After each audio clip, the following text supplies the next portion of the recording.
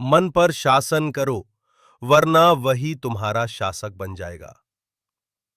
बहुत समय पहले की बात है। बौद्ध भिक्षु आनंद अपनी जिज्ञासा को शांत करने के लिए भगवान बुद्ध के पास आए। उनके चेहरे पर चिंता की रेखाएं साफ झलक रही थीं। आनंद ने हाथ जोड़कर पूछा, भगवन, मैं हर रोज ध्यान करने का प्रयास करता हूं, मगर मेरे मन में बार बार बुरे विचार आते हैं। कभी क्रोध, कभी लालच, कभी कभी डर। मैं क्या करूं? मेरा मन तो जैसे मेरा दुश्मन बन गया है। बुद्ध ने शांत मुस्कान के साथ आनंद को पास की एक चट्टान पर बैठने को कहा। वे पास की झील की ओर इशारा करते हुए बोले, देखो, ये जल कैसा निर्मल, पर अगर तुम इसमें एक लकड़ी डाल दो और उसे यूं ही बहने दो, तो ये जल लकड़ी को अपनी मर्जी से इधर-उधर बहा ले जाएगा। लेकिन अगर तुम लकड़ी को अपने हाथ में पकड़कर स्थिर कर लो, तो वो वहीं रुक जाएगी।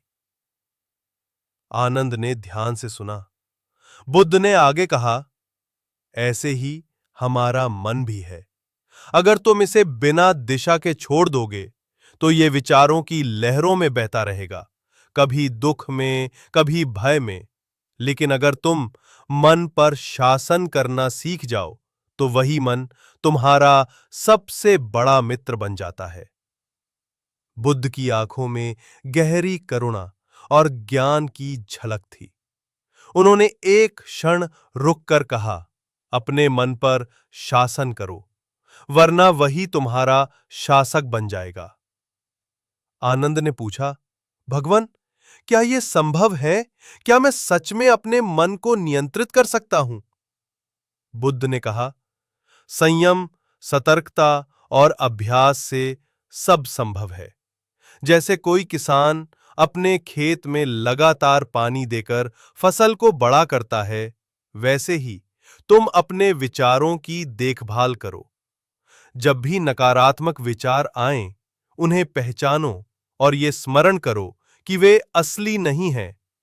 वे सिर्फ बादलों की तरह है जो थोड़ी देर बाद हट जाएंगे। लेकिन सूरज, तुम्हारा सच्चा स्वभाव, सदा वही है।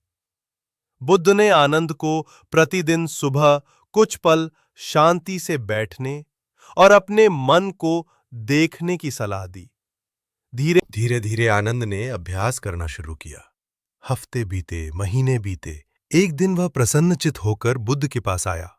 भगवन, अब मैं समझ गया हूं। जब मैं अपने विचारों का दास बन जाता था, तब ही मैं दुखी होता था। लेकिन अब मैंने उन्हें स्वीकार करना और उनसे ऊपर उठना सीख लिया है। अब मन मेरा सेवक बन गया है, मेरा मालिक नहीं। बुद्ध ने उसे आशीर्वाद देते हुए कहा, यही सच्चा बोध है। जिसने अपने मन को जीत लिया, उसने संसार को जीत लिया।